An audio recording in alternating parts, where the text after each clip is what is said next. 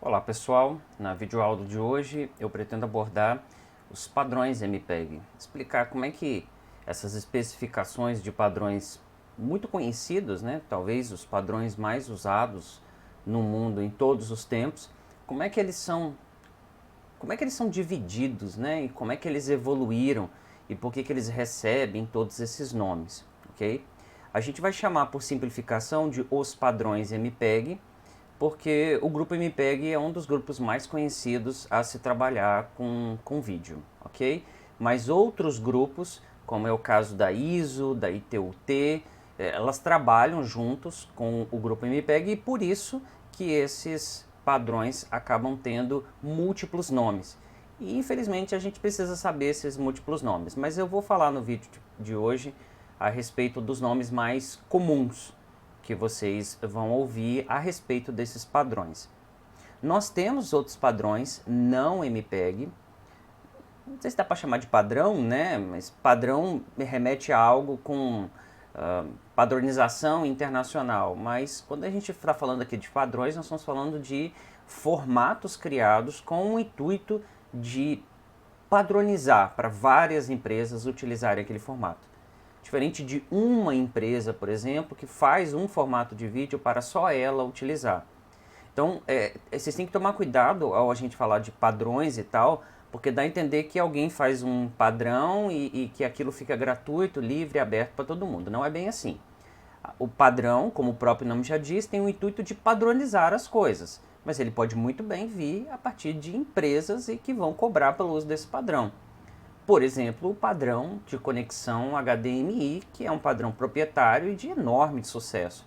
Os padrões MPEG são padrões de áudio, de vídeo, de uma série de coisas, mas o foco desse vídeo de hoje é para falar dos padrões de vídeo. E essas entidades, por mais que você tenha aí membros de universidades, doutores aí e tal trabalhando, mas são empresas que estão por trás desses padrões e o objetivo é criar um padrão que possa ser utilizado por uma grande quantidade de pessoas, mas que não necessariamente é algo gratuito ou livre ou qualquer coisa assim. Não existe relação de uma coisa com a outra, tá bom? O objetivo da padronização é fazer com que múltiplas empresas, múltiplas pessoas utilizem aquele formato. Ao contrário de uma empresa que cria um formato para si próprio.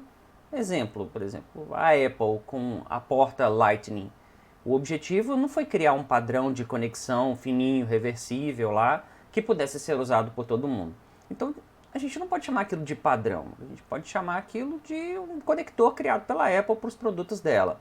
Ao contrário do USB, por exemplo, o USB-C, ele sim é um padrão para a todos atender, tudo bem? Então vamos lá. Nós vamos ter um foco maior no H.264, também chamado de AVC, também chamado de MPEG 4 parte 10. Vamos falar um pouco, porque ele é o padrão mais consolidado de todos os padrões de vídeo que existem hoje.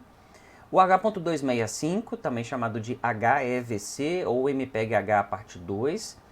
Esse padrão é um padrão com uma certa popularidade já hoje, especialmente quando a gente está falando de resoluções que fazem bom uso, né, desse padrão, que são as resoluções acima do Full HD, né, especialmente o 4K, ou eventualmente até o 8K fazendo uso dele.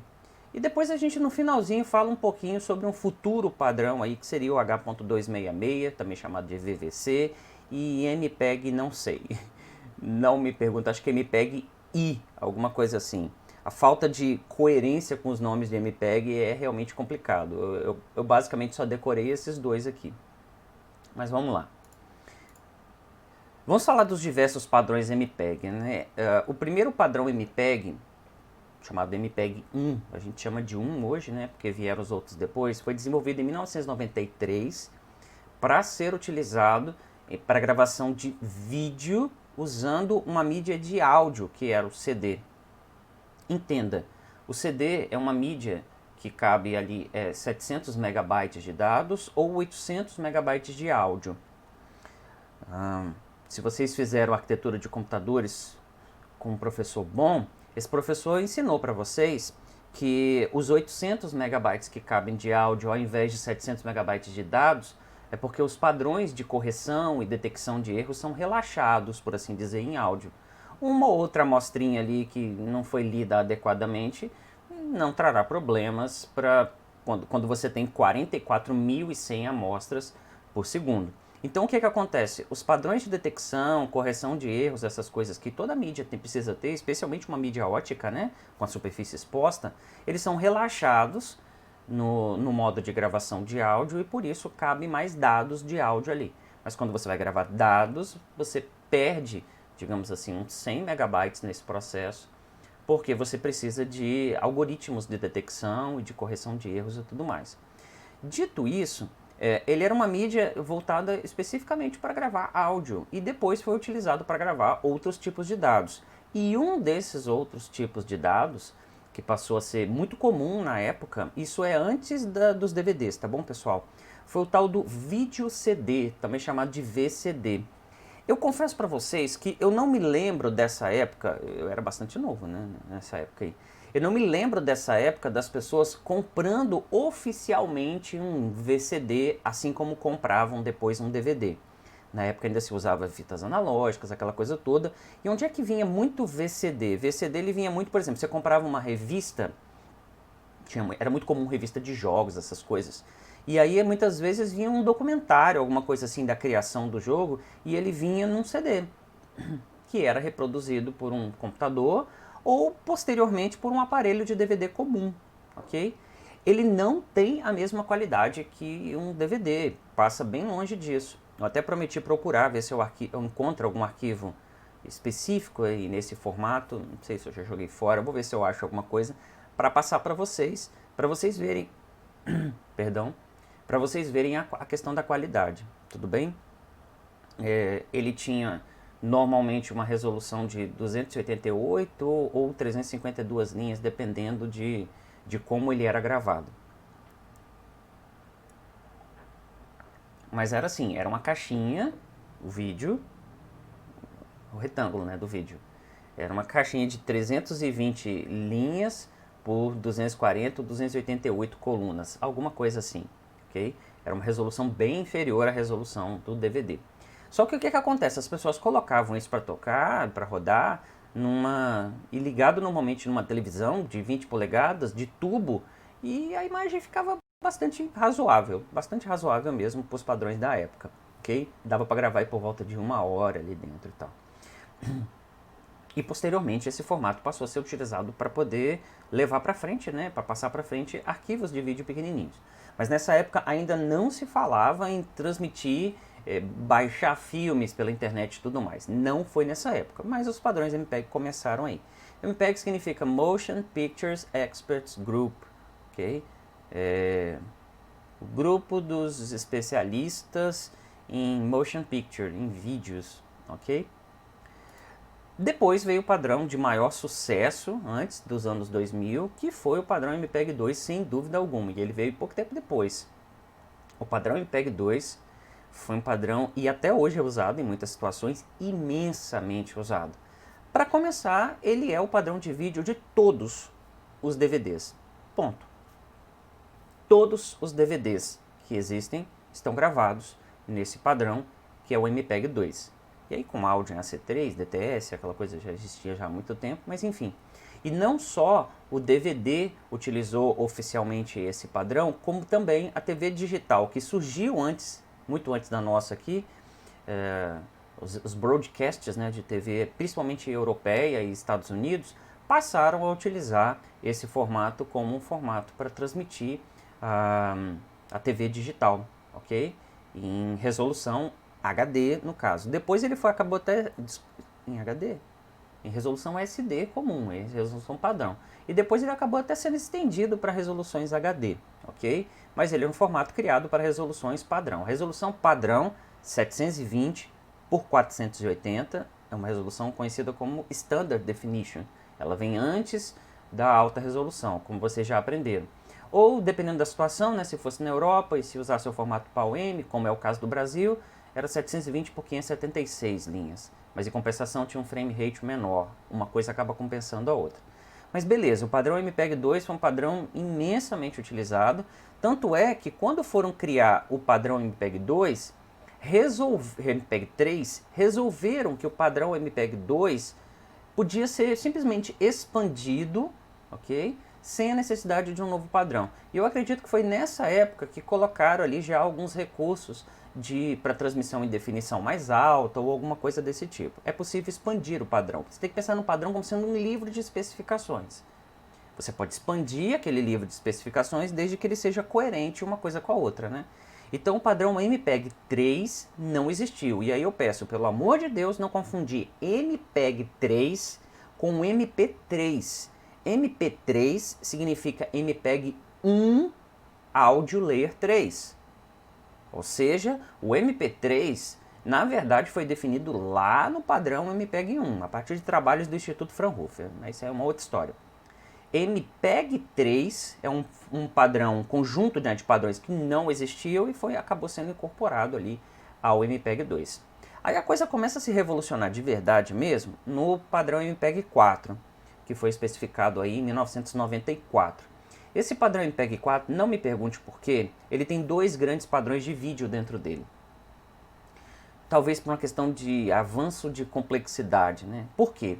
O primeiro padrão de vídeo, pensa nessas partes do padrão MPEG como sendo capítulos de livro. Cada capítulo define alguma coisa. Define streams de áudio, define formatos de transmissão, define sistemas multimídia, define uma porrada de coisa, ok? E na parte 2, ele definia vídeo. E ele tinha um profile, que foi o profile mais comum. Profile é um conjunto ali de ferramentas que seria usado para compressão de vídeo, ok? Um profile chamado ASP, Advanced Simple Profile. Esse Advanced Simple Profile, ele foi um profile bastante utilizado para gerar vídeos. Então, MPEG-2, MPEG-4, parte 2, Advanced Simple Profile, foi mais conhecido no mercado com dois players ali que implementaram esse formato e deram outro nome para ele. O primeiro foi o DivX, que todo mundo na época não sabia como chamar, chamava de DivX, DivX. Tem uma longa história a partir desse DivX. Mas a ideia desse formato era implementar um formato de vídeo que eu pudesse pegar um vídeo de um DVD, que era um vídeo muito grande ali, vamos colocar 7 e poucos gigabytes, se eu estivesse trabalhando com um DVD de dupla camada, e transformá-lo num vídeo com uma qualidade muito boa, mas ocupando 700 mega, o tamanho do CD, sabe? Ou 1400 mega, tipo 2 CDs direitinho.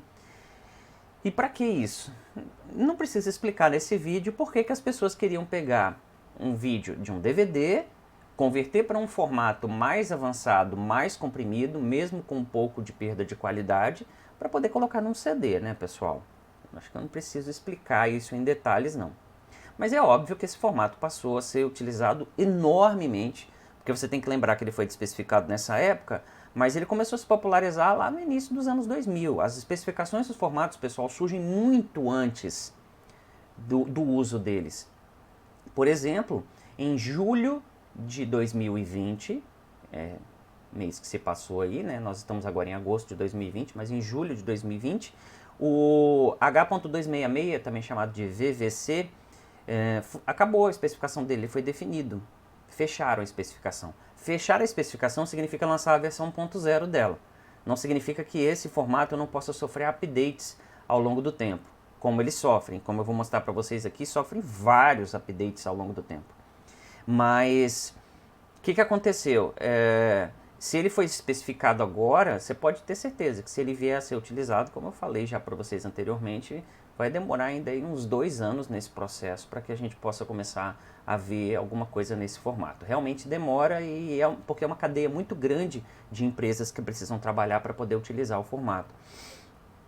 Decoders precisam ser criados, software encoders precisam ser criados, hardware encoders, ou seja, incorporar o recurso dentro de uma arquitetura de uma GPU e assim sucessivamente.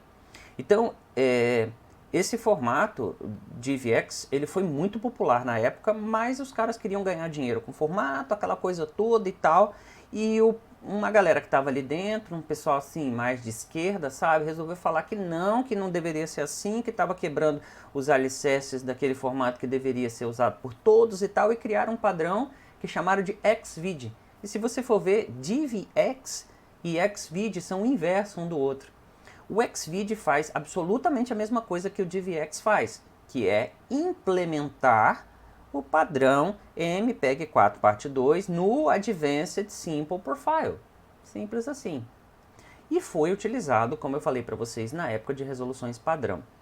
Quando as resoluções subiram para as resoluções HD em 720 linhas ou Full HD 1080 linhas, esses dois formatos não são muito apropriados, ok? Era preciso um formato que fosse mais apropriado para poder gravar, aproveitar das redundâncias espaciais, temporais e tal desses formatos. Aí foi criado, foi definido, né? Porque já estava lá definido no começo, foi colocado em circulação o MPEG 4 parte 10, também chamado de AVC, Advanced Video Coding, ou H.264. Todos os três são nomes para a mesma coisa. É muito mais comum você ouvir falar H.264/AVC, ou só AVC, ou só H.264. Dos três nomes, o mais popular, sem dúvida alguma, é o do H.264, H.265, sucessivamente. Talvez porque os encoders que surgiram depois, que foram de maior sucesso, por exemplo, um encoder que implementa... Encoder não, a gente pode chamar de codec porque ele tem as duas partes, né? Ele tem a parte encoder e decoder. O codec que implementa o H.264 e se tornou muito conhecido foi o X264. Projeto software livre, aquela coisa toda, ok? Mas não quer dizer que só existam ele não. A Sony tem seu próprio codec H.264, a Main Concept também tem, várias empresas têm, a Adobe, se não estou enganado, também tem o seu próprio encoder. O encoder, na verdade, ele é uma implementação, é o software mesmo que implementa o formato. O que todos eles têm em comum é que o arquivo que eles vão gerar tem que ser decodificado, poder ser decodificado por qualquer dispositivo que seja certificado para trabalhar com aquele formato. Agora, o encoder em si pode ter diversas otimizações ali em termos de software para poder fazer com que ele faça um trabalho de melhor qualidade, ou mais rápido, ou um pouco das duas coisas, e assim sucessivamente. Ok? Da mesma forma que existe lá as diferenças nos encoders de AAC, de MP3 e aquela coisa toda. Encoder é implementação. Implementação pode diferir um do outro desde que gerem arquivos que são compreendidos pelo decoder, que esse sim é muito bem especificado. AVC também é chamado, mas talvez, sei lá, por confundir com outros AVC que existe aí, né? Piadinha tosca, mas também é bastante conhecido esse nome. Agora, MPEG 4 parte 10, só vocês mesmo que cursam multimídia que vão ter que se lembrar o tempo todo. Mentira, um monte de gente sabe, mas... Por isso que eu coloco o tempo todo os três nomes para vocês se acostumarem com esses três nomes. Mas sabendo que, na maioria das vezes, vocês vão ver um ou outro só. E esse formato foi o formato escolhido para o Blu-ray. O formato Blu-ray, né? Disco de alta definição, que usa ali vídeos em 1080p. Okay? O Blu-ray convencional, tá bom? O primeiro dos Blu-rays. E o sistema brasileiro de TV digital adotou o padrão H.264 AVC. E nesse ponto é óbvio que nós estamos em grande vantagem perto dos outros países, que óbvio que a vantagem deles foi ter começado antes, mas usam um formato de transmissão bem inferior tecnologicamente por uma questão até de idade, né, de tempo mesmo.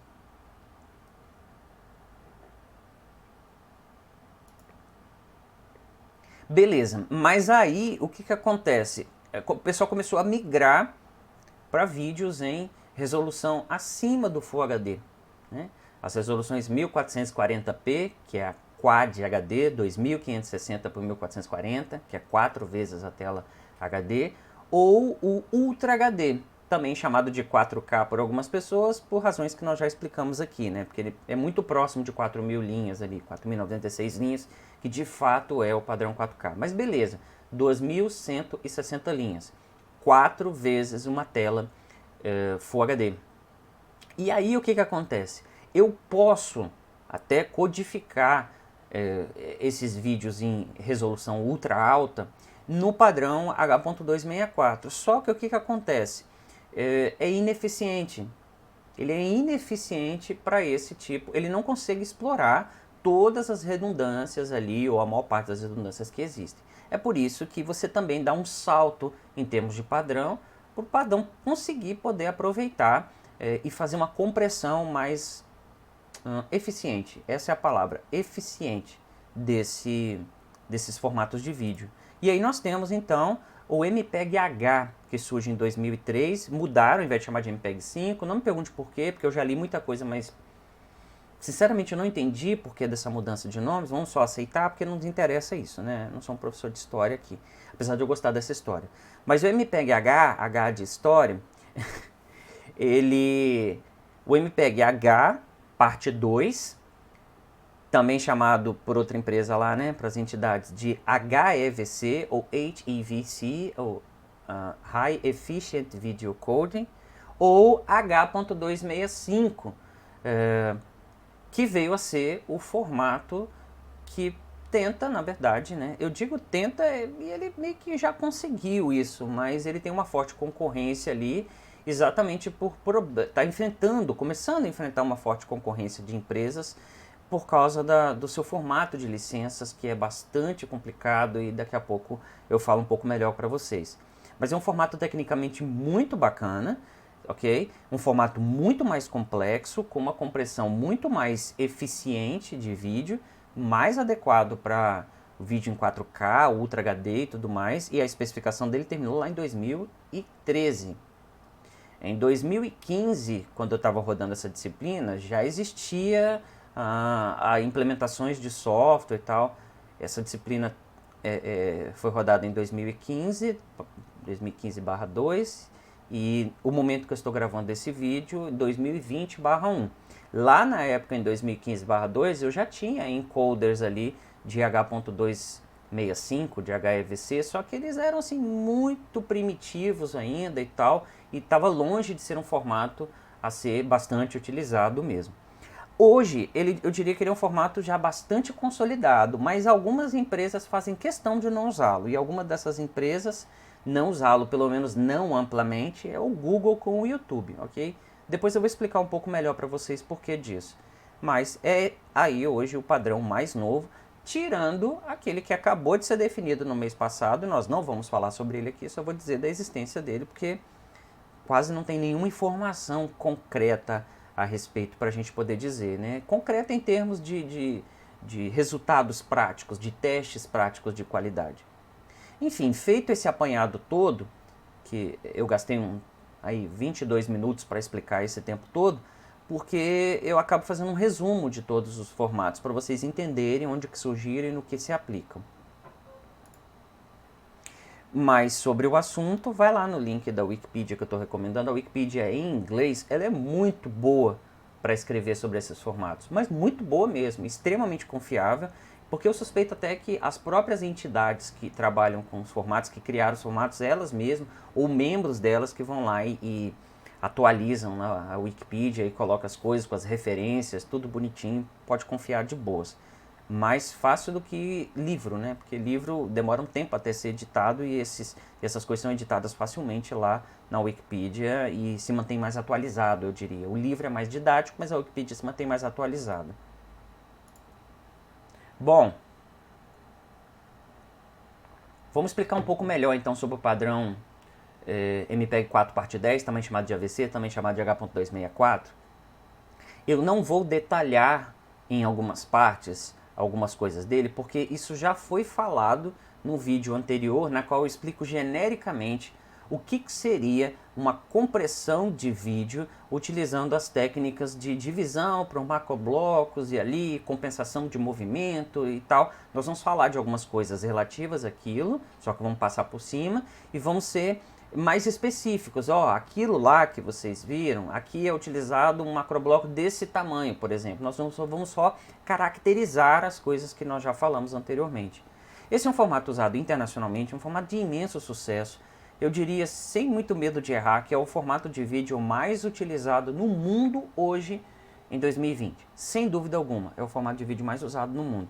O Google faz uso desse formato também, aliado aos seus outros formatos. Na verdade, a grande maioria dos arquivos de vídeo do Google que estão em resolução padrão ou até a resolução HD padrão utilizam o H.264. Utilizam também o formato VP9, tá? Mas o que acontece? Em alguns sistemas, o VP9 não é bem decodificado. Por exemplo, no caso da Apple, lá tem alguns problemas com isso. E aí o que acontece? O Google, nessas situações, quando o player que está rodando está num sistema que possa ter dificuldade ali, não tem hardware para decodificar o VP9, ele acaba mandando o H.264 sim, porque o H.264 tem decodificação fácil por absolutamente todas as GPUs de smartphone, tablet, computador. Qualquer GPU decodifica esse formato tranquilamente, livrando o trabalho da CPU de estar fazendo isso via software. Ele é um formato padronizado internacionalmente, que é realmente bastante eficiente, tudo bem?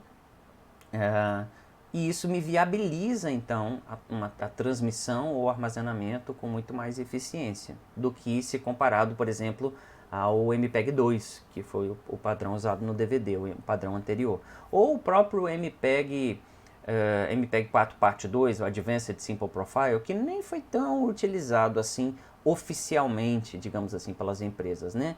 Elas passaram a utilizar muito mais o H.264 e o MPEG-2. E eu não sei exatamente por quê. O Advanced Simple Profile foi muito mais utilizado por pessoas na hora de fazer vídeos ali, gravar vídeos, ripar Blu-rays não, DVDs e tal, do que por empresas, entidades propriamente dito. Eu não sei explicar exatamente por que isso aconteceu. Mas enfim, a TV digital, por exemplo, do Brasil e em alguns outros lugares utilizam o H.264, streaming via internet, amplamente utilizado até hoje, mas não é o único formato, como eu falei. Softwares de videoconferência também fazem bastante uso, e talvez o uso maior desse formato seja exatamente porque nós temos decodificação e principalmente codificação via hardware de uma maneira muito eficiente e muito expandida, estendida, usada, distribuída, esqueci a palavra, tá? Muita gente usando, tudo bem? E para outras coisas também o H.264 é bastante utilizado. Não confundir com o X264. X264 é um codec, um software, uma implementação do formato H.264. Tudo bem? Não errem isso, por favor. Não digam que o vídeo está no formato X264, porque ele não está. Ele está no formato H.264 e ele foi codificado com o encoder, que na verdade é um codec, que ele tem as duas partes, com o codec X264. É um software, mas podia ser qualquer outro codec que iria codificar nesse mesmo formato. Okay? Por ser um padrão, é bem possível que encoders e decoders sejam fabricados em diferentes dispositivos e funcionem bem, e é óbvio que isso já está absolutamente consolidado nos dias de hoje.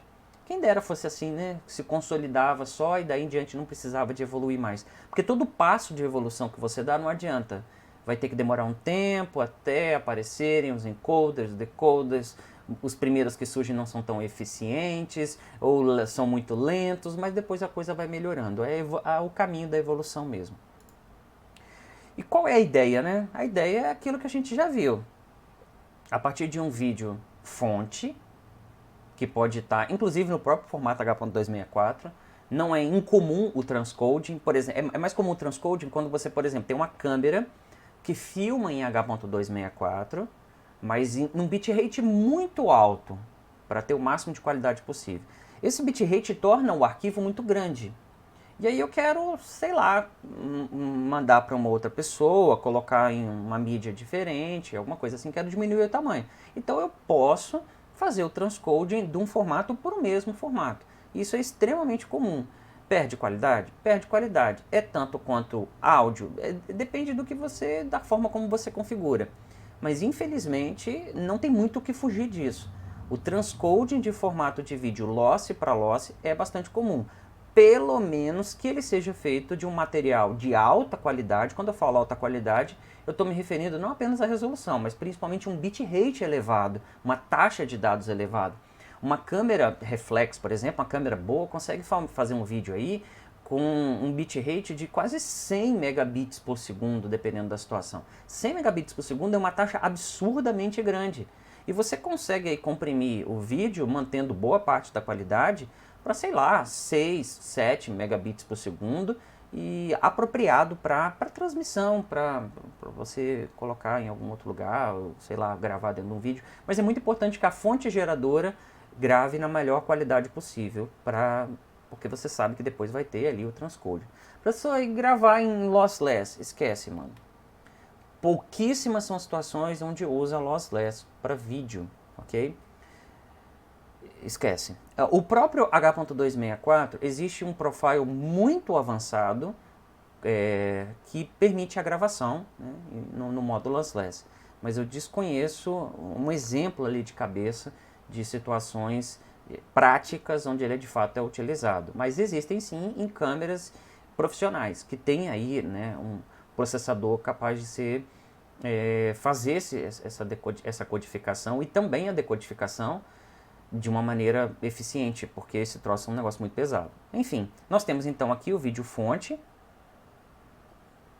Ele vai sofrer todos aqueles processos de predição temporal, espacial ali, aqueles modelos que exploram as redundâncias espaciais, as redundâncias temporais, aquelas semelhanças entre os frames, aquelas semelhanças, aquelas redundâncias que existem dentro da imagem, tudo aquilo que nós ensinamos no vídeo anterior, compensação de movimento, usando um quarto de pixel e por aí vai.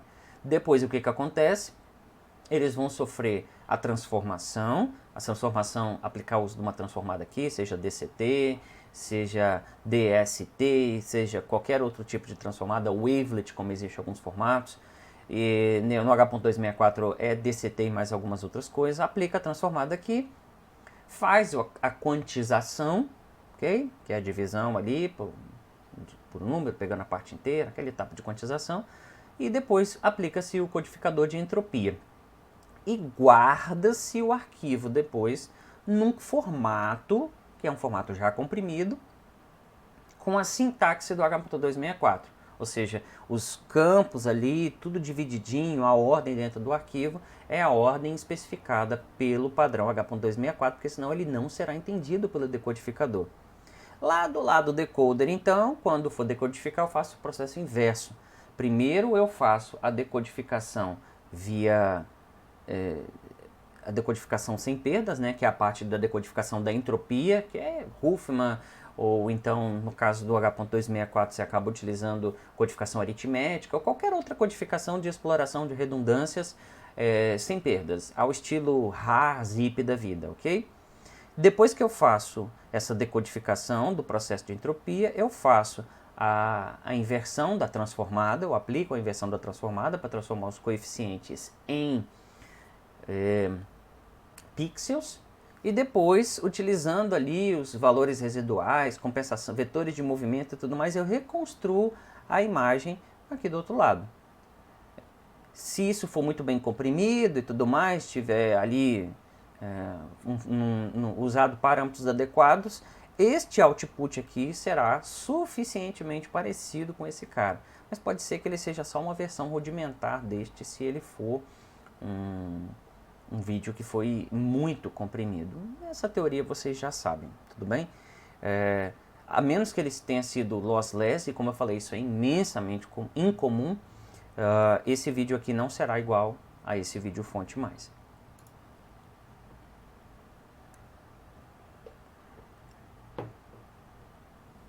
Repetindo rapidamente algumas coisas aqui, né, por causa dos slides, foi criado em 2003 pelo grupo MPEG. O grupo MPEG reuniu a ISO e a IEC e o JTC também, e aí se reuniram aqui esses grupos todos em conjunto com a ITUT, e aí se reuniram e deram esse nome, tá, de H.264 AVC MPEG 4 parte 10. Onde é que usa? Tudo quanto é lugar, Blu-ray, streaming, vários padrões de HDTV, a transmissão via cabo, né, DVB-C, e via satélite DVB-S. Essas transmissões via cabo é TV a cabo, tá? TV a cabo, TV por assinatura, seja ela por cabo, tipo net da vida, ou seja ela por via satélite com aquelas anteninhas lá que você coloca. Também acaba estando codificado nesse tipo de formato.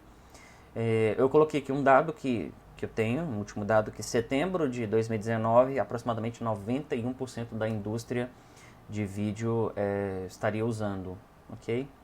Ele é um padrão, é uma especificação, então toma muito cuidado ao confundir a especificação, o nome do padrão, com um encoder, que eu posso chamar de codec aqui por ele ter as duas partes, que é o X264. Entra nesse link aqui se você quiser para ver vários outros encoders que existem para esse padrão. Fortemente protegido por patentes. Patente significa que outra pessoa não pode fazer igual.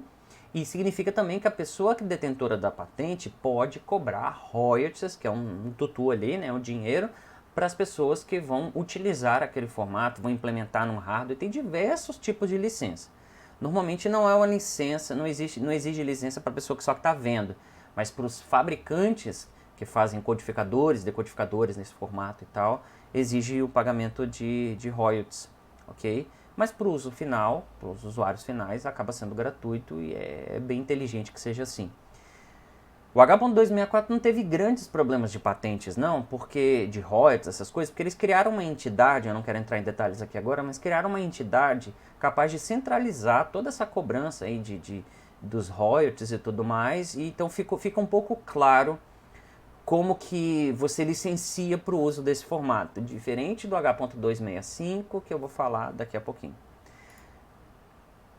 O que acontece com o H.264? Ele vai especificar um conjunto de ferramentas ou de métodos para compressão de vídeo. A gente chama esse conjunto de ferramentas, de estratégias, de profiles.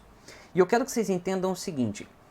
Na verdade, quando eu vou tentar explorar ali as redundâncias do vídeo e tal, eu não tenho uma estratégia, eu tenho várias estratégias que se combinam e à medida que eu vou acrescentando mais estratégias dessa, eu vou tornando o codificador mais complexo, o decodificador também, porque ele tem que entender qual foi a estratégia utilizada para poder reverter, né, o processo. E a gente chama isso, esse conjunto de ferramentas que é utilizado, de profile, ok? E por que se divide em profile? Para eu conseguir, por exemplo, usar o formato H.264 para um dispositivo que não seja muito poderoso, e aí eu utilizo apenas as ferramentas que são mais leves ali, digamos assim, estão definidas para aquele profile, e em outros profiles eu posso fazer uso de transformações matemáticas, de modos de se trabalhar, de operações, de preditores, de outras coisas nesse sentido que vão ser mais eficientes, ok? Mas vão tornar as coisas mais complexas. Então essa divisão em múltiplos padrões de complexidade dentro de um próprio padrão é uma ideia inteligente e é uma ideia utilizada por praticamente todos os formatos modernos, principalmente a partir do H.264.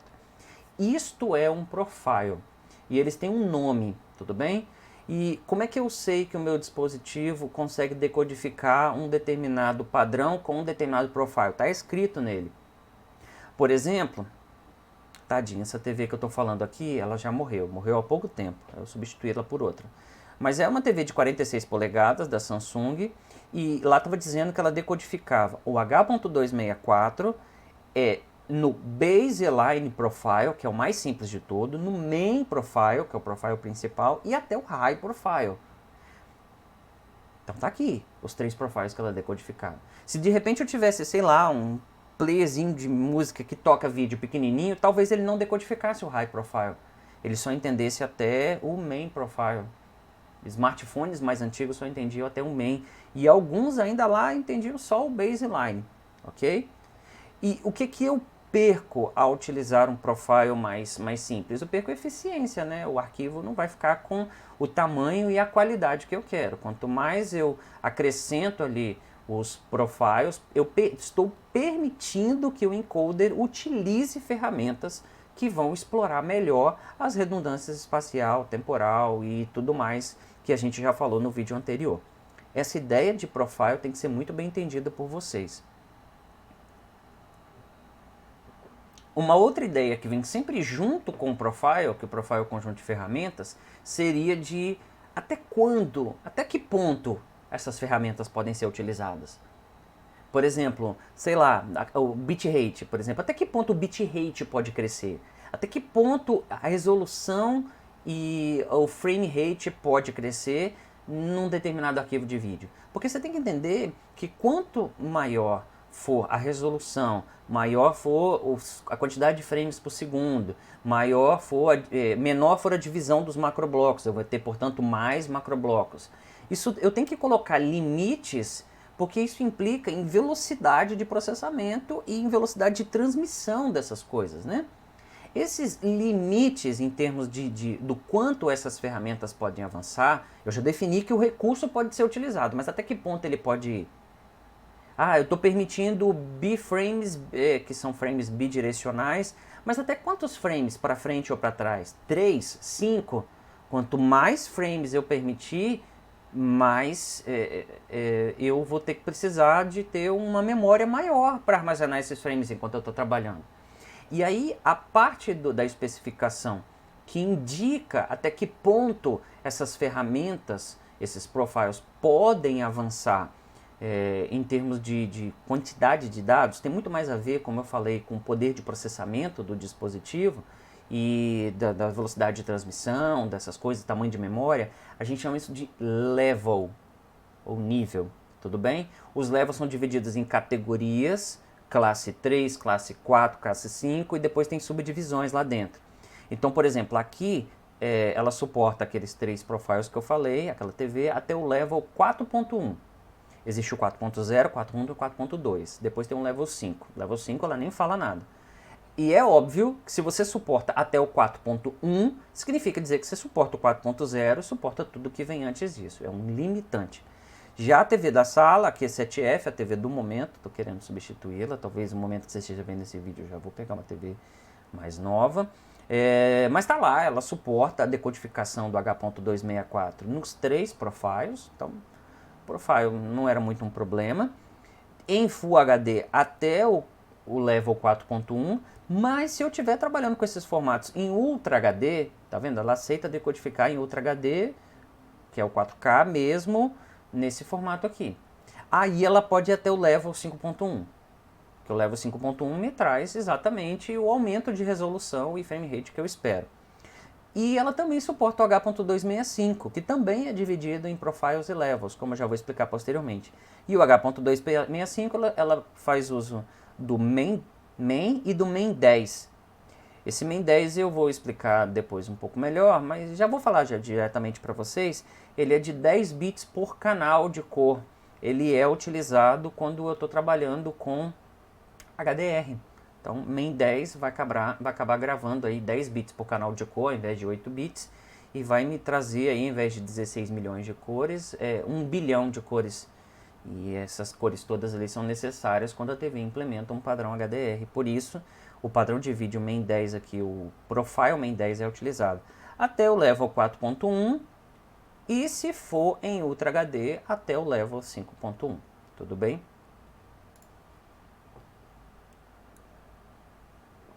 Por que o H.264 AVC se deu muito bem? Performance excelente, ele melhorou muito a compressão em relação aos padrões de vídeo anteriores, e é sempre essa métrica que eles colocam, né? Eles disseram que lá, quando o H.264 surgiu, é que com um bitrate 50% menor do que o MPEG 2, ele teria aproximadamente a mesma qualidade visual. E quase sempre eles prometem a mesma coisa, que o formato sucessor vai gerar um vídeo com a mesma qualidade que o antecessor, nas mesmas condições, mas usando metade do bitrate. Ou você pode pensar que se ele estiver utilizando o mesmo bitrate, ele terá muito mais qualidade. Tudo bem? Você pode pensar das duas formas. Mas normalmente a gente sempre está pensando em ter a mesma qualidade, mas usando metade da taxa de dados. É muito utilizado, como eu falei, esse tipo de comparação. E é óbvio que ele está comparando com o MPEG 2, ele parece ignorar ali o subpadrão, né, que é o MPEG 4 parte 2, Advanced Sim Profile, que se você comparar com esses caras, o ganho vai ser menor, evidentemente, mas existe sim esse ganho, tá bom? Ele está comparando com o padrão completo anterior. Não existiu o MPEG 3, então o anterior foi o MPEG 2. E aqui, pessoal, Eu coloquei essa orientação aqui porque lá na Sala do Tempo você pode encontrar esse capítulo do livro nesse trechinho só que eu disponibilizei para você, se você quiser ver alguma coisa. Ou então você pode estar aí conseguindo o livro e tal, e enfim. Mais detalhes, o livro está em inglês, evidentemente. Mas o que acontece aqui? O que acontece aqui é que eu estou explicando uma visão de alto nível que na verdade é só uma implementação daquilo que a gente já tinha estudado antes. Eu tenho, né, o frame original e o meu encoder vai, a partir de frames anteriores, junto com o frame atual, frames anteriores previamente codificados. Mas esses frames podem estar muito bem à frente do frame temporalmente. Eu posso fazer uma codificação fora de ordem, mas beleza. Eu tenho um buffer aqui na qual eu armazenei alguns conjuntos de frames. É por isso que toda vez que você utiliza um codec desse, você vai ter latência na transmissão, porque ele não consegue trabalhar com os frames individualmente. Ele precisa juntar um conjuntinho ali de frames para ele poder conseguir fazer uma codificação de maneira eficiente. Uma vez que ele fez essa codificação, utilizando dados internos ao frame de frames anteriores e posteriores que estão no buffer, ele consegue reconstruir aqui esse frame que ele chama de A', né, que é uma versão do frame original. E aí esses frames todos são armazenados numa bitstream que, por sua vez, lá do outro lado, à medida que eles forem decodificados, eles vão sendo colocados no buffer, porque você precisa entender que os frames têm codependências entre si. Um frame que foi decodificado e ele foi mandado para a televisão, ou para o dispositivo que está emitindo aí, sei lá, vendo o sinal, ele tem que ser guardado num buffer também, porque eu posso ter outros frames depois, que é normal que tem, que vão fazer referência a esse frame. Então eu não posso simplesmente exibir ele e jogar fora da memória. Eu mantenho uma memória de frames decodificados para poder conseguir fazer esse tipo de coisa. Se essa memória corrompe, um frame desse corrompe, você já viu isso acontecendo na televisão, em mídias e tudo mais, que fica umas imagens meio malucas, dá uns bugs ali na tela, porque ele faz referências a regiões que ele perdeu os dados, numa transmissão ruim, por exemplo, você vê isso, mas logo depois isso acaba resetando, por quê? Porque isso é uma janela de tempo. Depois de um determinado tempo, o buffer foi esvaziado e novos frames apareceram ali, e esses novos frames que apareceram completos, fazendo referência só às regiões que estão em volta deles, e o erro então ficou no passado. A gente diz que houve uma ressincronia.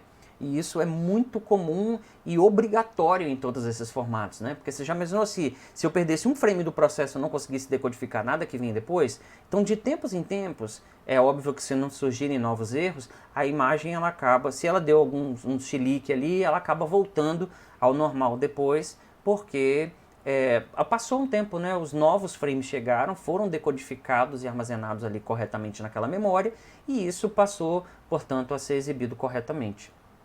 Vocês entenderam? Uma visão bem de alto nível mesmo. Então, por isso, toda vez que eu decodifico e exibo, eu tenho que guardar para predições futuras. E é por isso que tem essa questão dos levels. O level ele vai indicar o quanto eu tenho de memória para guardar esses caras. Ah, pessoal, mas no computador eu tenho muita memória. Beleza, o computador implementa level até que não existe. A gente tem até um modo chamado irrestrito, onde ele não restringe esse tipo de coisa. Mas isso é para computador que tem memória grande. Agora, dispositivos pequenos, uma televisão, por exemplo, ali tem uma quantidade de memória reduzida sim. E aqui, essa imagem, ela se parece muito com aquilo que a gente já viu anteriormente, como eu falei, um encoder típico, né? Na qual ele vai fazer uma codificação, seja ela intra, que é usando dados, macroblocos ali, regiões de dentro do próprio frame, ou campo. Campo é se for entrelaçado. Lembra aquela porcaria? Pois é, o H.264 suporta entrelaçamento. Já os novos formatos eu não trabalho com entrelaçamento. Então, quando eu falo de entrelaçamento, eu estou falando de campo. Quando eu estou falando de imagem progressiva, eu estou falando de frame. Ok? Mas beleza, ele vai fazer aqui uma codificação, seja ela intra, com dados do próprio frame. Se ela toda for intra, a gente chama esse quadro, eu vou falar posteriormente, mas um quadro do tipo I, intra-frame coded, ou seja, quadro codificado apenas de modo intra. É um quadro completo. Em algumas situações ele é chamado de keyframe também, porque ele é um quadro de sincronismo. Toda vez que uma cena muda muito, o encoder considera que é melhor ele gravar um quadro completo mesmo. Claro que ele está comprimido com técnicas mais avançadas ainda que um JPEG, como eu já expliquei para vocês, mas há um estilo JPEG de ser, ok? Com dados do próprio frame. E esses dados aqui, seja eles intra, seja eles inter, ou seja, dados que estão presentes em outros frames, vão formar aqui o meu preditor, que vai ter o meu macrobloco predito, que é o macrobloco que mais se aproxima com o macrobloco que eu quero fazer a subtração, e eu vou fazer a subtração aqui. Por quê?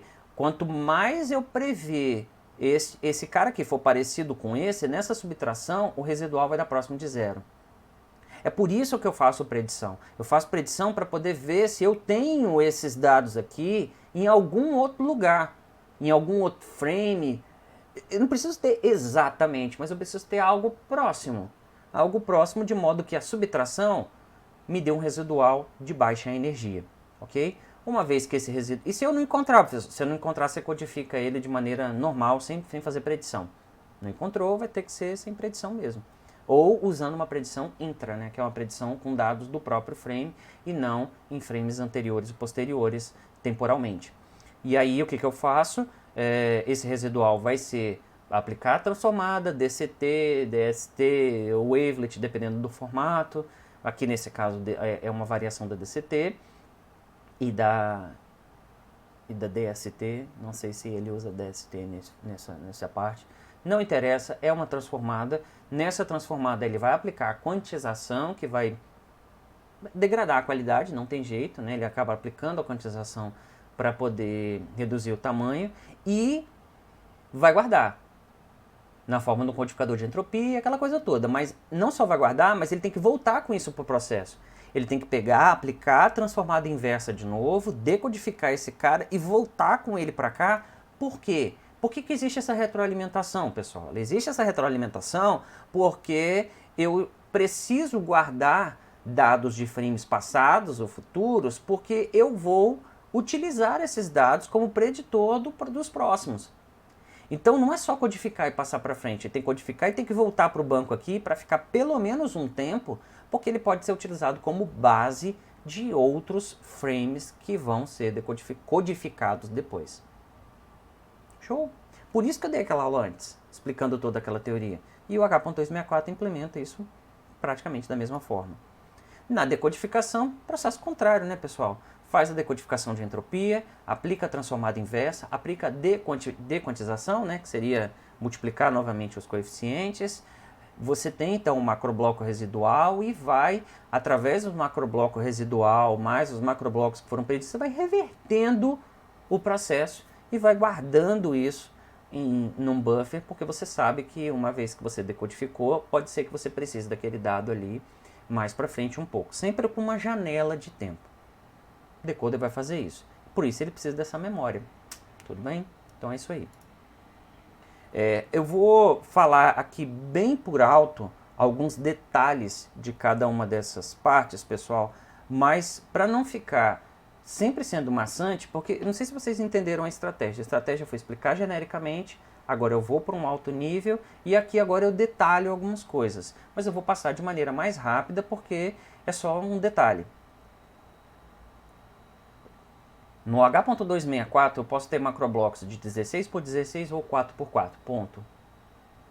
Se eu precisar de um macrobloco maior, eu tenho um macrobloco maior. Se eu precisar de um macrobloco menor, eu tenho um macrobloco menor. E aí você já começa a perceber que outros formatos mais avançados têm N outras possibilidades de macroblocos, exatamente porque quanto mais o macrobloco se adaptar à minha situação, a divisão eu puder fazer de maneira melhor, mais eficiente eu posso ser, mas mais complexo ele fica. Então tá aqui, o que eu tenho a dizer para vocês é que 16 por 16 ou 4 por 4, esses são os tamanhos usados pelo H.264, usando os frames intra ou inter, né? Que pode estar antes ou depois do frame atual, temporalmente. Basicamente é o seguinte, se eu uso um dado do futuro do vídeo, eu preciso trazer esse frame para cá e guardá-lo no meu passado de dados, ok?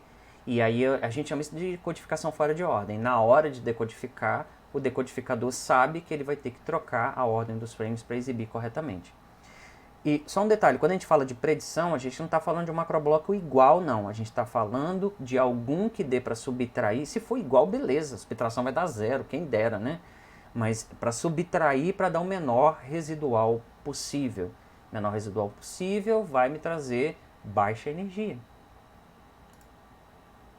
E aí tá aqui, ó, uma exemplificação. Se eu tiver que fazer uma predição do tipo intra, se eu estou codificando este macrobloco, eu só posso fazer uso, se for intra, de macroblocos anteriores desse mesmo frame. Aí supondo que ele está começando a codificar de cima para baixo, e ele chegou aqui num determinado ponto, é isso que a imagem está dizendo. Ele pode utilizar qualquer outro dado que já foi codificado antes de chegar naquele ponto ali. É por isso que o primeiro é sempre, não tem ninguém para se basear, né? Aí nos demais já tem. Imagina que você está num céu azul.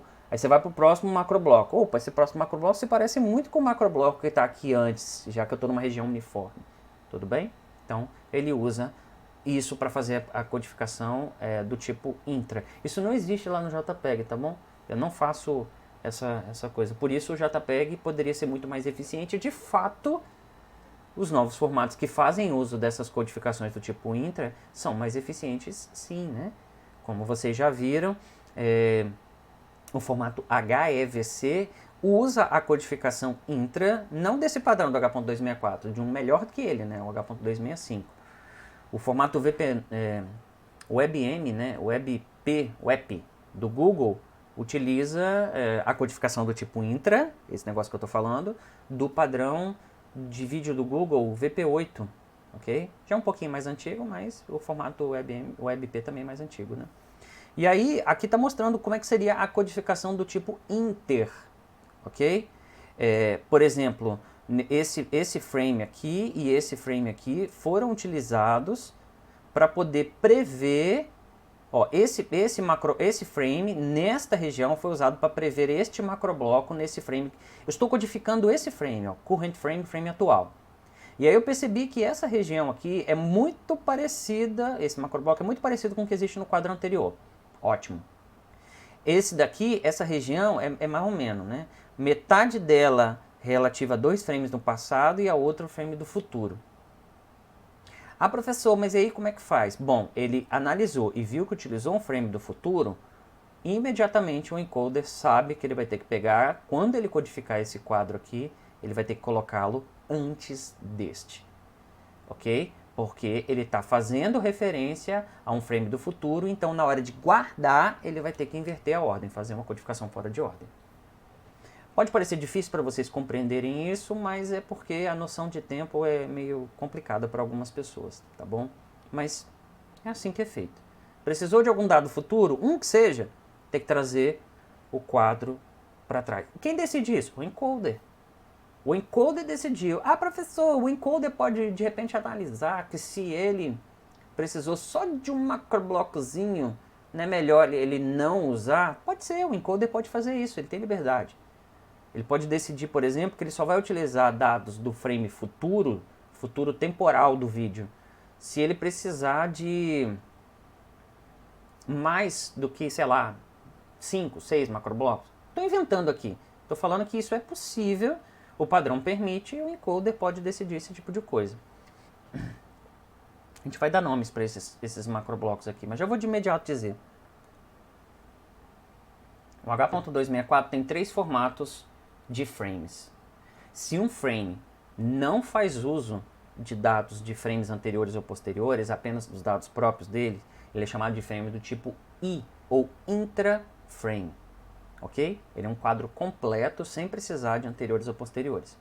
Se um frame precisa de dados, um frame predito, de dados de frames de um frame anterior ou exclusivo de frame posterior, ele é um predicted frame, ou frame do tipo P.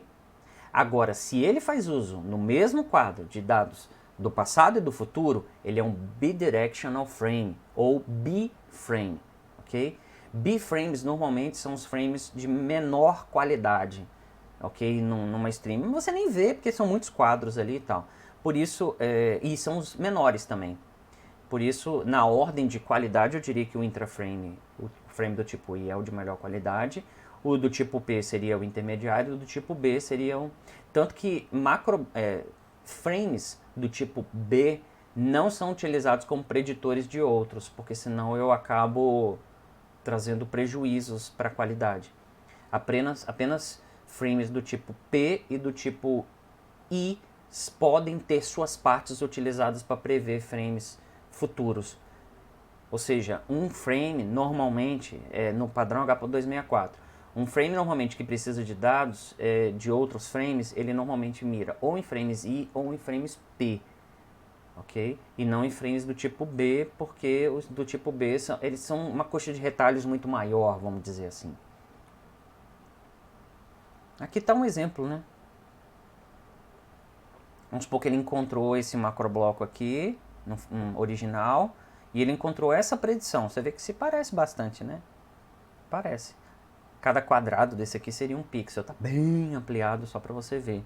E aí, quando ele faz a subtração de um pelo outro, ele encontra esse residual, que é um residual bastante uniforme, ou suficientemente uniforme. Ok? A gente já viu isso antes. Próximas etapas, se eu tenho ali o meu bloco de amostras, né, que são amostras que não são nem pixels, são subpixels, né, porque eu aplico aquela técnica para cada um dos canais de cor.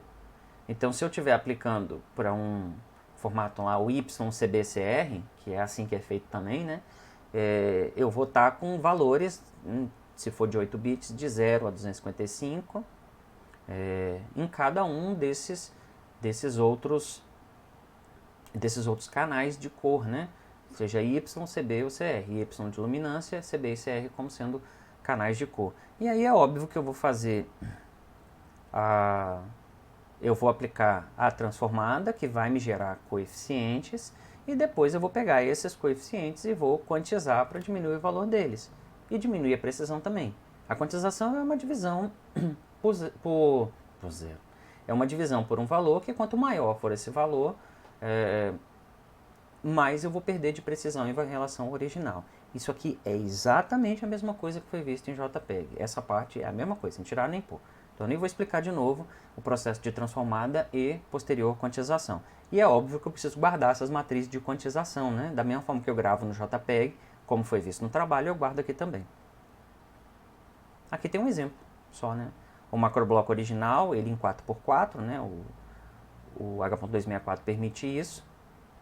E na transformada deu isso daqui. Quando eu faço a quantização por 10, deu isso daqui. E aqui estão os coeficientes quantizados com 20, né? Só para mostrar para vocês que eu tenho muito mais redundância e valores próximos de zero quando eu uso quantizadores maiores. Nenhuma novidade para vocês. Ao final, a gente tem os coeficientes da transformada, quantizados, informações de motion vectors, informação de estrutura de dados, tudo isso. Tudo isso vai ser comprimido num pacote, digamos assim, com a sintaxe que o decoder vai poder utilizar. Então tem muitos metadados, muitas coisas ali para fazer com que o arquivo consiga ser decodificado corretamente lá do outro lado. E a última das etapas é a codificação de comprimento variável, a VLC, ou codificação aritmética, que nesse caso é utilizada aqui ao invés de usar Huffman. A codificação aritmética é mais avançada do que Huffman e ela, portanto, foi utilizada nesse caso. A decodificação é um processo contrário, tá, pessoal? Não quero ser redundante aqui, vocês conseguem entender com tranquilidade. Primeiro eu faço a reversão da última etapa, depois eu reescalo, faço a dequantização, né? Reescalo os coeficientes, depois aplico a transformada inversa, depois da transformada inversa, junto com aqueles vetores todos de movimento que eu guardei, eu reconstruo cada um dos frames, usando intra ou inter, né? Os tipos de frames ali, guardo num buffer e tudo mais, e à medida que vai avançando, eu vou guardando no buffer, depois vou removendo do buffer, né, à medida que eu vou exibindo. É o processo inverso, ilustrado aqui nesse caso. Os profiles e levels, como eu já disse para vocês, já expliquei bastante o que seria. Então aqui tem um slide bem amplo, se você quiser pausa, o vídeo está ficando muito grande já, mas eu já expliquei esse tipo de coisa aqui, o que seriam os profiles ou levels, né? Que são os tipos de algoritmos, no caso dos profiles, que podem vir a ser utilizados. Essa flexibilidade vai me permitir que eu utilize esse formato em dispositivos, seja dispositivos mais simples ou dispositivos mais avançados, com maior capacidade de processamento, ok? E aí eu recomendo a vocês que...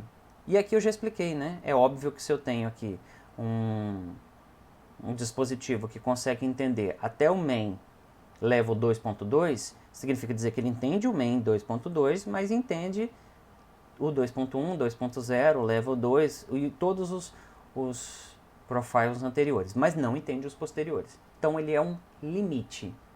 Não existe um dispositivo que entenda high, mas não entenda main em termos de profile, ou consiga decodificar até o level 4.2, mas não consiga o 4.1, 4.0. É sempre um limiar, um limite. Okay? Então tem aqui, não vou detalhar quais são as coisas, né, que são utilizadas, as estratégias que podem ser utilizadas, o que pode ser feito, adaptabilidade, bababá, bababá, controle de quantização para CB e CR separado, cada um dos profiles. Ó, aqui é o profile main, aqui é o high profile, versão Pro, e aqui é o high profile comum, high profile 10, 422, 444, isso aqui foi adicionado bem depois, tá bom?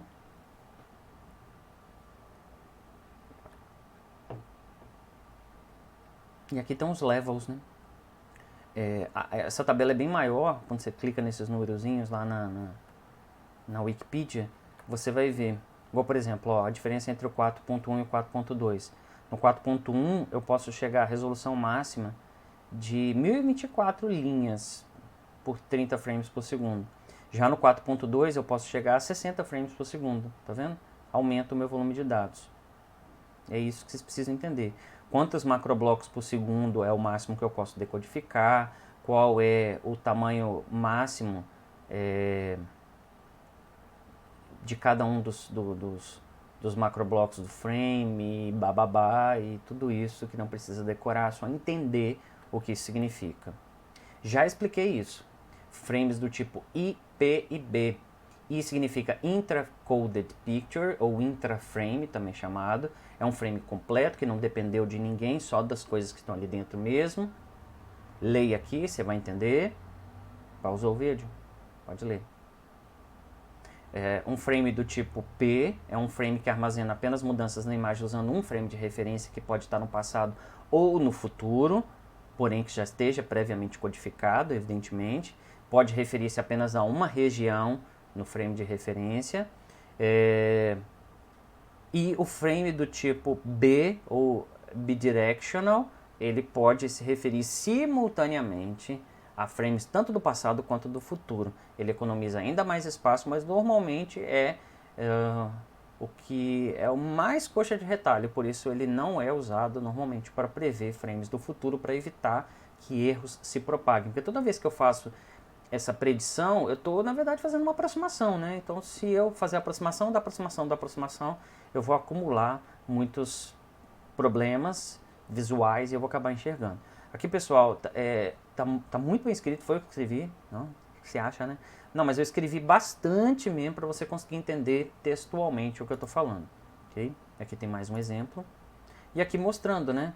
Ó, esse aqui é um frame do tipo intra. Não dependeu de ninguém. Já esse aqui dependeu de uma parte do anterior. Esse aqui dependeu de uma parte do anterior, mas tem uma nova bolinha aqui que estaria no próximo frame. Então ele fez referência à bolinha que estava lá no futuro.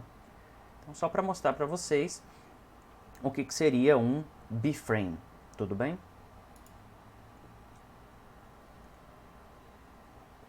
Acabou minha água. É sinal de que o vídeo precisa acabar. É muito complicado, pessoal, gravar um vídeo longo assim, sem pausas, mas é a forma mais prática que eu tenho de fazer, do que depois, que aí eu não preciso editar, tudo bem?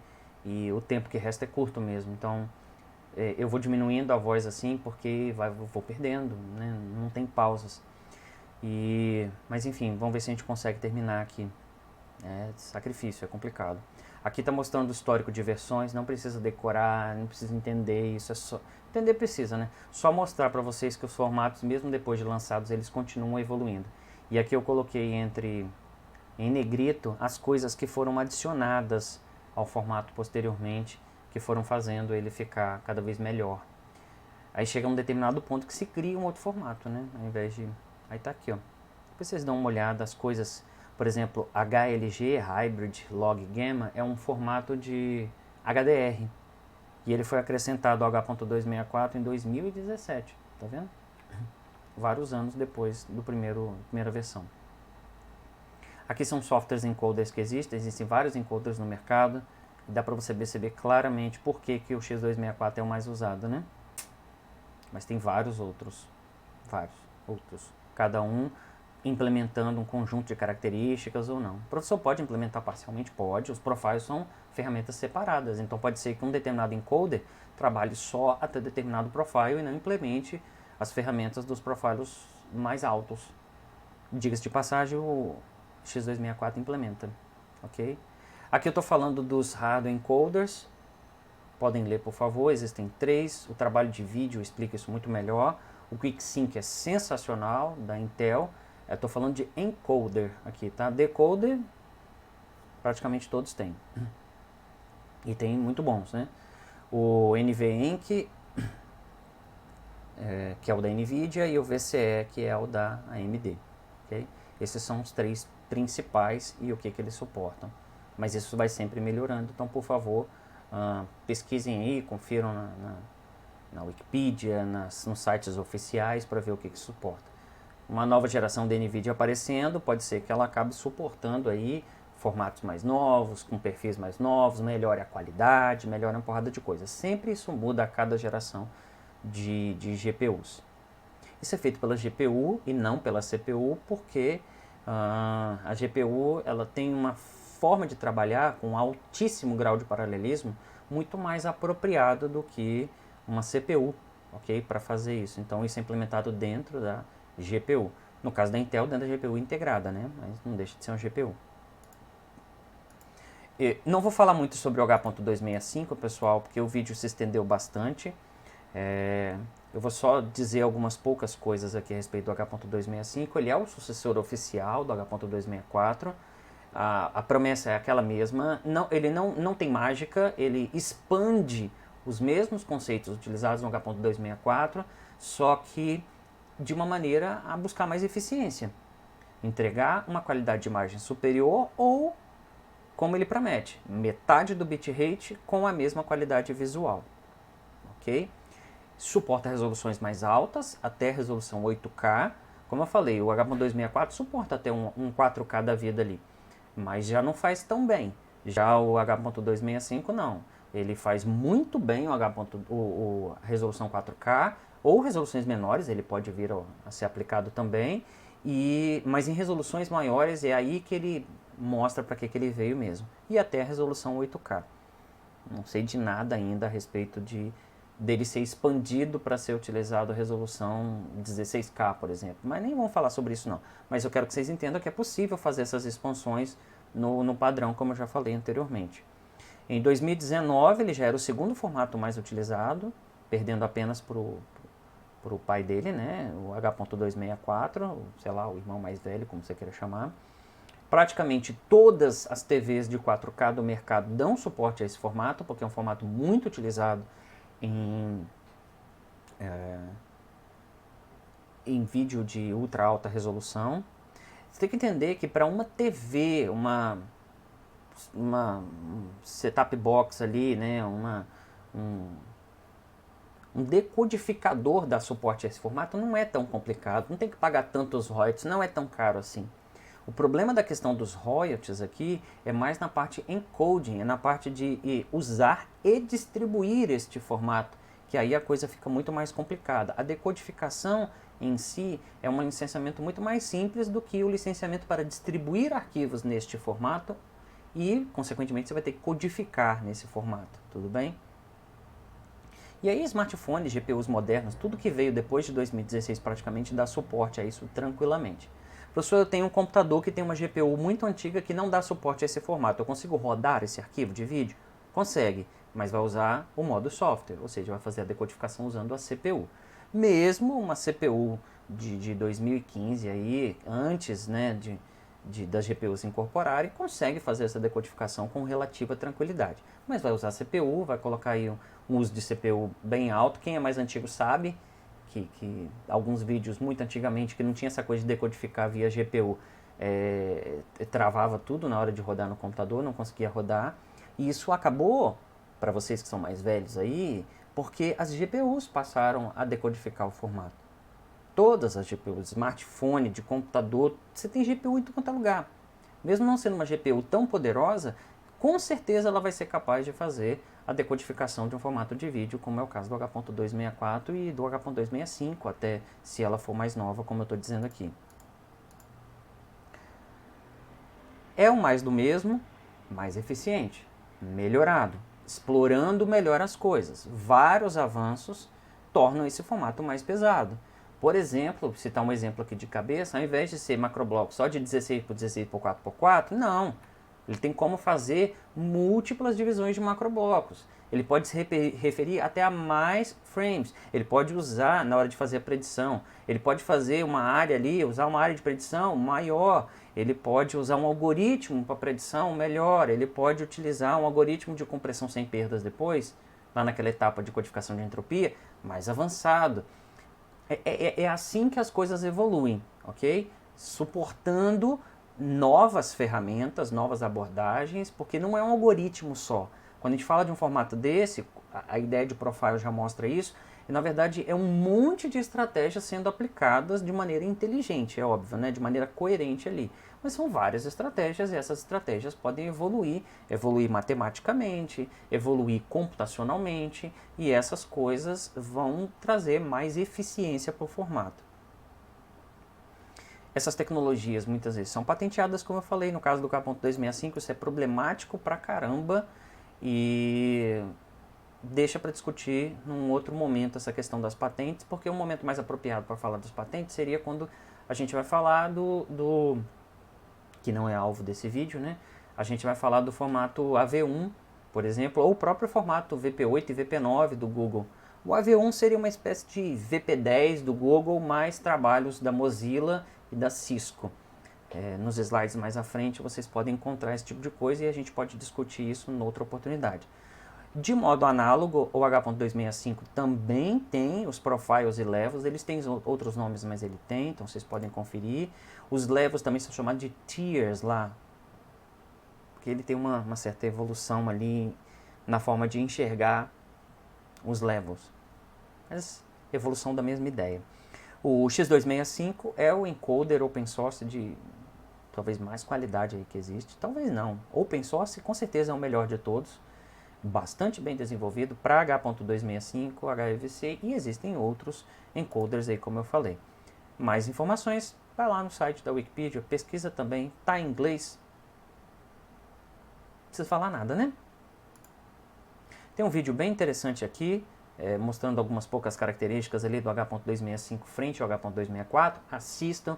Não lembro se ele tem legendas em inglês. Quando tem legendas oficialmente em inglês, você pode colocar o tradutor automático, por exemplo, que se você tem dificuldades facilita bastante. Mas é um vídeo bem legal, por favor assistam, que ele explica algumas diferenças entre o H.265 e o H.264, o que melhorou. Mas vocês mais ou menos já entendem, né, do que quando a gente fala de melhorias, o que é. Não é reinventar a roda, é fazer a roda mais lisinha, mas com outras estratégias melhores, né? Uma evolução e não uma revolução. E o último slide aqui, acho que esse é o último, do H.266, que eu já falei que é um formato para o futuro. Ele foi definido no mês passado, julho de 2020, terminou a especificação. Não tenho nenhum vídeo, não vi nada ainda a respeito, é tudo muito novo. Mas ele promete, né, ser o sucessor ali do H.265, o HEVC. E eu falei, espera-se aqui no slide, né, que a especificação seja finalizada em julho, nós estamos em agosto, eu não mudei, e foi finalizada assim, pelo que eu pude pesquisar. Eu sei pouco sobre ele, mas o que eu posso dizer é que a vida dele não vai ser tão fácil quanto foi do H.264. A do H.265 já não foi uma vida tão fácil assim, não foi não, né, tá sendo, porque os outros formatos estão vivos. Mas porque eles estão tentando simplificar a questão dos royalties aqui e tal, mas tem royalties e pior ainda, eu tenho múltiplos detentores de patentes, o que torna muito difícil saber a quem você deve pagar e quanto. E aí surgiu aí então a alternativa, né, o AV1, que a especificação já foi finalizada, professor. Eu acho que saiu um draft dela, ela não foi fechada, tem que pesquisar se ela foi fechada como um todo mesmo, mas se não foi, ela está muito perto. Porque normalmente sai um draft, que seria uma espécie de versão preliminar e faz muito teste e tudo mais, depois eles fecham a especificação da stream. Fechar a especificação significa dizer que eles não vão mexer mais na fase de decodificação, eles vão só expandir coisas ali em cima, mas aquela especificação inicial estaria finalizada, seria a versão 1.0 mesmo, e não um beta da vida. E a concorrência é fortíssima. E quando você olha para quem está do lado do AV1, pode continuar os slides, você vai ver que o futuro desse formato é meio incerto. Minha visão, eu acredito que ele vai... Não acredito em nada. Porque tem tanta gente tão grande por detrás do Google, pensei no Google, né? O Google é um dos que está forte por trás disso daí. Tem tanta gente muito poderosa, mas quando eu falo muito poderosa, eu estou falando disso aqui, ó. Amazon, Apple, ARM, Cisco, Facebook, Google, IBM, Intel, Microsoft, Mozilla, Netflix, Nvidia, Samsung, Tencent, que é uma empresa chinesa quase dona da China, depois você pesquisa, ela está em tudo. Acho difícil, né? Um formato não dar certo com essas empresas e esse tanto de patentes que essas empresas têm, né? Alguém vai conseguir, vai querer brigar com elas? É isso que eu estou dizendo. Bom, o vídeo então acaba aqui. Nós não vamos falar, né, de formatos futuros. Esse formato já é um formato futuro, não sei dizer muita coisa nesse momento, mas certamente no futuro, se eu mesmo estiver vendo esse vídeo no futuro depois, ou você estiver vendo esse vídeo no futuro, porque o professor entregou um vídeo gravado para vocês, não sei quantos anos ele vai ter, saiba que provavelmente nós já temos mais informações a respeito desse formato e do próprio AV1, se o AV1 foi capaz de passar para frente aí do H266, se o H266 mudou as suas licenças para poder tentar competir, porque pode ser isso também, né? Ele pode enfrentar uma concorrência tão grande que para não inviabilizar o formato, eles falam, beleza, paga só um negocinho aqui, ó, para essa entidade aqui que nós criamos, talvez eles façam algo do tipo. Mas tudo indica que eles estão seguindo pelo mesmo caminho de licenciamento complicadíssimo e confuso, mesmo tentando simplificar. É complicado mesmo. Bom, então é isso. Muito obrigado por ter ouvido, assistido até agora. Bons estudos para vocês, um abraço e até mais.